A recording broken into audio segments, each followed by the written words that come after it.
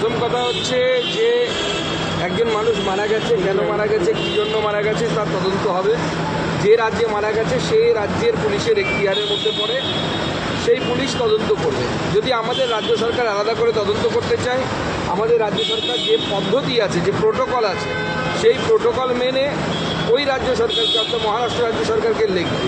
কিন্তু প্রশ্ন এটা না, আমার প্রশ্ন হচ্ছে কিছুদিন আগে ওই পুরুলিয়ার লোকসভার অন্তর্গত একটি বাচ্চা মেয়ে, সে কুর্মী সম্প্রদায়ের মেয়ে ছিল, তাকে সে রেপ হয় এবং তাতে নাম জড়ায় তৃণমূলের বিধায়ক, তার গাড়ি চালকের নাম বা তার কাছের লোকের নাম। তখন কেন অভিষেক বন্দ্যোপাধ্যায় যাননি?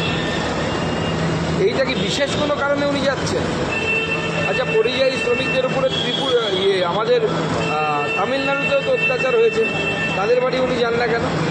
দুই শ্রমিকের মধ্যে কি ব্লাড গ্রুপের পার্থক্য আছে না অন্য কোনো ডিফারেন্স আছে, সেই জন্য তিনি যান না?